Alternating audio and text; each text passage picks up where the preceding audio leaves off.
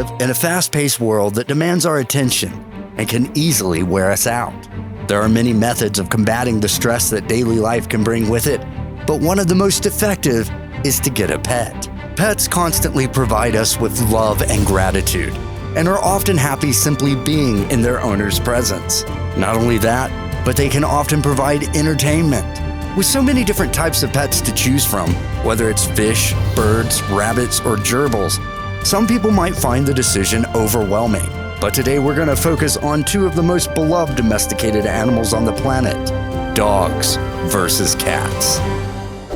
According to a Live Science report, the most common type of pet is the freshwater fish, with 142 million of them kept by people around the world. Cats come in second at 88.3 million, and dogs are close behind at 74.8 million.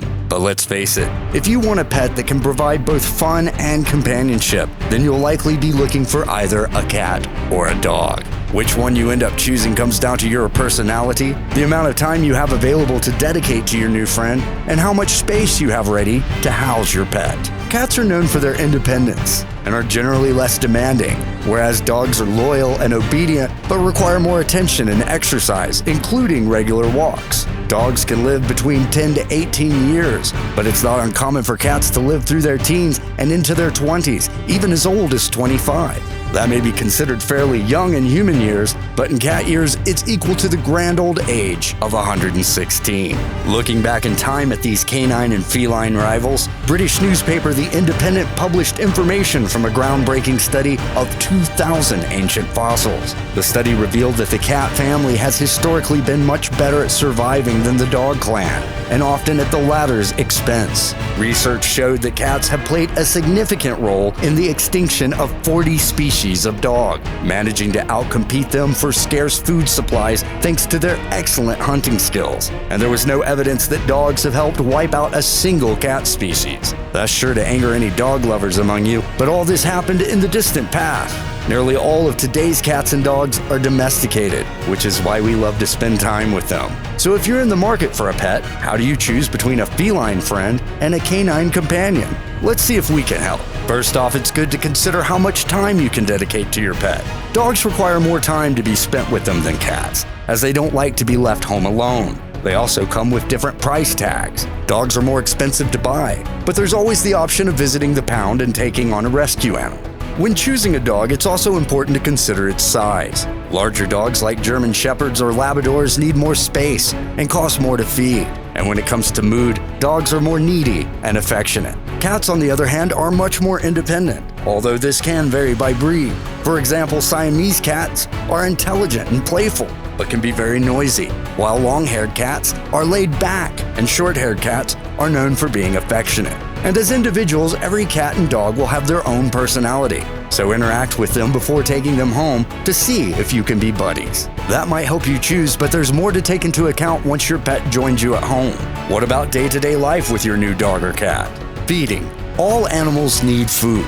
And the good news is that because you'll be the one feeding them, they'll be your BFF. The amount a cat eats will vary depending on its age and size, but cats require less food than pretty much all dogs, unless you're shopping for one of those tiny little dogs that some folks carry around in handbags. Cat food comes in dry biscuit or wet canned form, and adult cats require between 250 and 300 calories per day. You can also feed your cat fish, such as canned tuna, as a treat now and then, but if it makes up a large part of their diet, they are at risk of developing a thiamine deficiency. How much a dog eats depends on its size. Commercial dog food also comes in both dry and wet forms, and most dogs need between 25 and 30 calories per pound per day. Dogs are well known for their love of bones, but don't give your dog cooked bones to chew on, because they may splinter and cause injury to their intestines. Another danger food for dogs is chocolate. For us humans, it's a pleasurable treat, but even small amounts of it are poisonous to dogs. Grooming. Cats famously do not like water, so it's lucky they don't need to be bathed. although they should be brushed regularly, especially if they have long hair. Most cats enjoy the activity as it relieves itchiness, particularly during the hot months. A dog, on the other hand, will need to be groomed and bathed regularly. This is especially true for those with long hair. Dogs start to shed and lose their coat in the summer, and grooming can aid the process. And if you don't take the time to wash and bathe your dog, he or she will soon start to stink up your entire house. Health and hygiene. Both cats and dogs can get infected with fleas, ticks, lice, and other parasites. When this happens, treatments like Frontline or Advantix can be used to keep your pets free from these pests. Although Advantix is extremely poisonous to cats, so it should only be used on dogs. Frequent grooming and bathing will help to avoid these outbreaks, as will regular visits to the vet. The vet will also help you keep an eye on your pet's health by ensuring that they're up to date with injections and carrying out general checkups. House training. Cats can easily be taught to use a litter box, and once they are trained, it will require cleaning once a day. Other than that, cats tend to keep themselves to themselves. A dog, however, must be trained, socialized, and housebroken.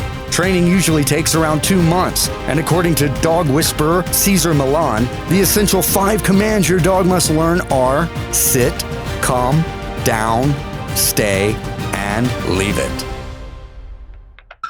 At the end of the day, dogs are for some people and cats are for others.